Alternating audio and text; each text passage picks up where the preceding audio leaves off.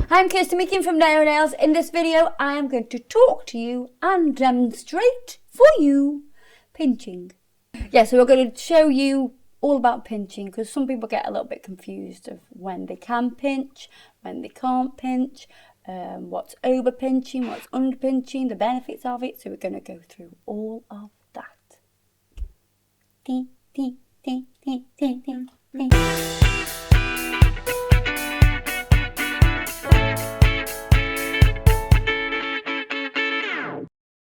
The most frequently asked question that we get on our comments below our videos is, why do you pinch? Because it makes the nail stronger. I'll talk to you a little bit more about this while I actually demonstrate this for you. So I've already removed the surface shine. I do need to wipe over with some acetone just to remove any oils from the nail. I'm going to sculpt the nail out. So I popped tab on the back side of it, and then I'm going to close the end,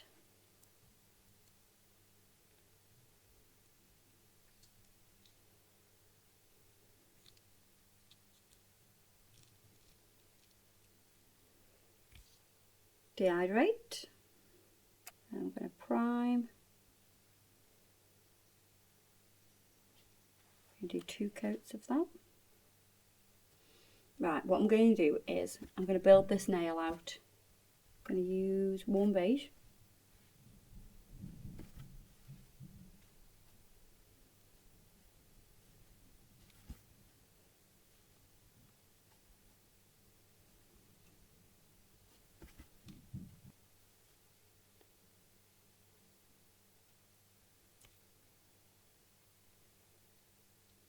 I'm doing a long nail so you can see the difference. I want to exaggerate everything for you.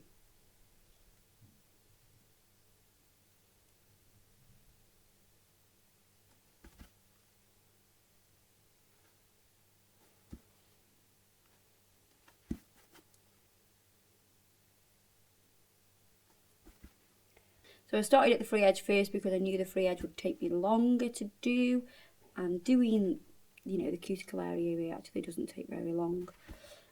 If I'd have started at the back first, when I started to do the length, you know, that part would have been completely set. Plus it's easier to adjust the free edge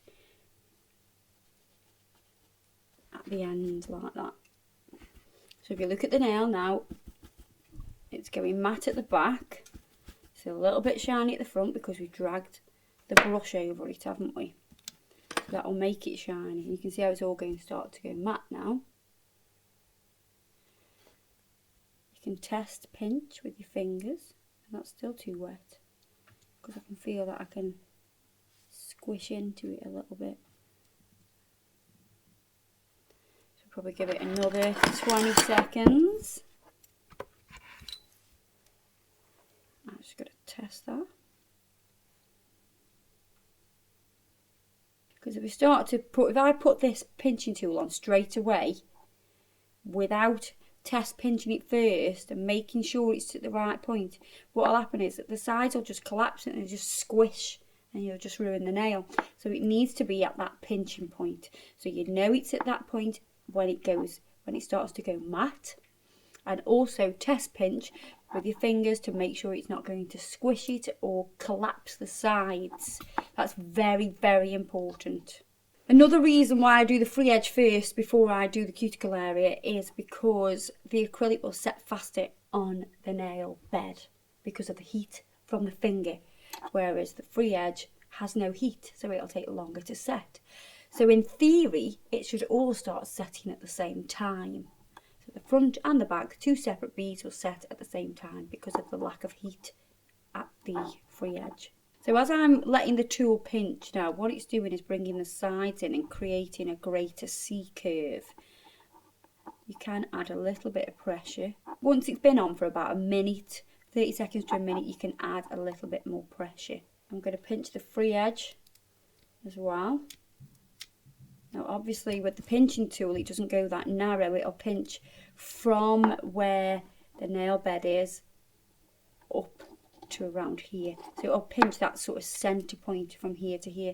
So where the natural nail starts to finish, it'll pinch there, and it'll also pinch to about here. But because of the shape of this nail and because of the length, we'll need to pinch the rest of it with our fingers. You can use your thumbs. You can use both thumbs because you know that you're getting the same pressure then. Sometimes if you do use your finger and thumb, you may get a little bit more pressure on one side because your thumb's a little bit stronger. When you're actually adding pressure to the pinching tool, you're only sort of bouncing in a little bit. You're not going in with both thumbs and really crushing the nail because you don't want to add too much pressure. What that can cause is it can cause onycholitis, which is separation from the nail bed and the nail plate. So say this is the nail bed and this is the nail plate. What would happen is as you pinch it, it would pop off and you'll have separation towards the free edge. So you don't want it to be too uncomfortable for your client or yourself if you're doing them on yourself. So what you can see is, you can see that C curve now that you've created. I'll show you like this. So you can see this curve runs all the way from right down there where the natural nail finishes, directly to the free edge, right to the tip. So that strength is running all the way through that nail. It's not just pinched here, it's not just pinched here. It needs to be pinched all the way from where the nail finishes here, all the way through to that free edge, right to the tip. For example, if you do a flat nail, imagine this is the nail, this piece of paper. If it was flat, it would collapse if you put any kind of pressure onto it. So any kind of pressure is going to make it collapse and break. Add a C curve to it and it's a lot stronger. Now if you ever try to get a ruler and bend it, it will bend. If you get a drain pipe, like half a drain pipe, try bend that. It won't bend because of those sides that come round. It builds a bridge and makes it nice and strong. The other beauty of pinching is the nail looks more aesthetically pleasing to the eye. It looks more beautiful. It looks slimmer. And we all don't like big, fat, chunky fingers. We like thin, slender fingers, and obviously the nail on there will make your fingers look more slimmer and longer. As soon as you take the nail off, the finger looks short and dumpy.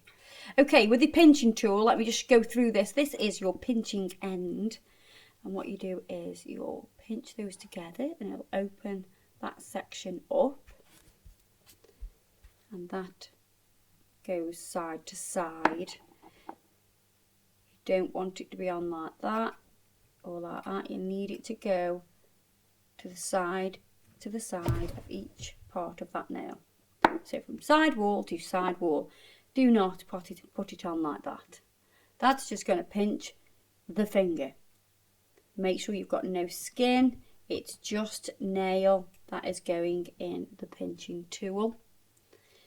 On the other side of the tool you have a cuticle pusher and a cuticle knife. That knife is for killing cuticles.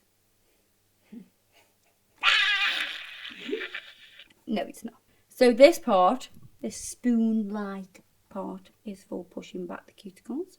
And then your cuticle knife is for removing any non-living tissue from the nail plate. So it's a pretty cool tool. It does a lot all in one. It's like 3 tools in one. It's a multi-tool. One other thing that's cool to know about the pinching tool is at this end of the pinching tool, it's a soft pinch.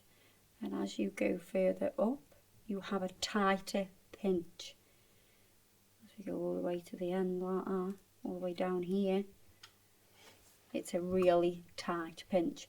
So you can use the tighter pinch obviously for a smaller nail as well, or you can use it if you really do need that extra pinch on the structure. So this nail is pretty tiny. We would go right up to here to pinch that nail. However, with a thumbnail, oh, let's have a sneaky peek at that one. On a thumbnail, you would go to the end and you probably only slide down to about midway. That would be plenty enough pinch. You wouldn't really go all the way down to here because it would be far too tight.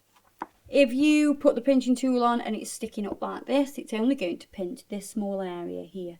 You need to make sure it's pretty straight, so it's straight with the nail. It follows the lines of the nail. There is a point where the nail will not be able to be pinched because the acrylic is set. It's fully set. So right now, this is completely set, and it's been set for about, what, 5 minutes while we've been talking. And no matter how much I press that now, it's not going to press. It's not going to change the shape.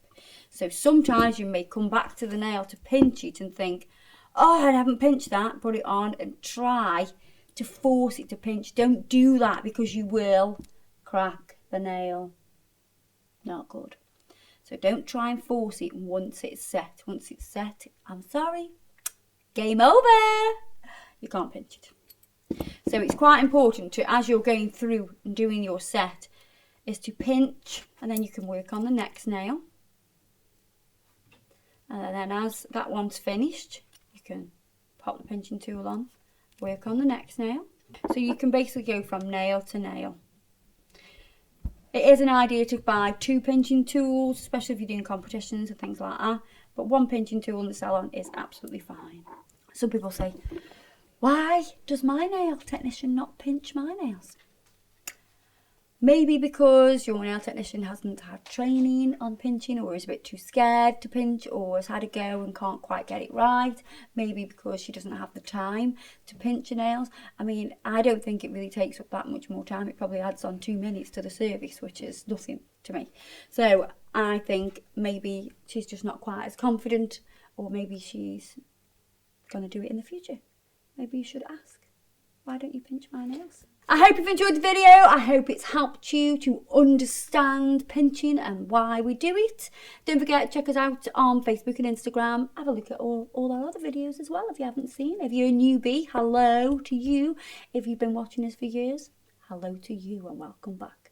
I'll see you guys in the next video. Bye bye!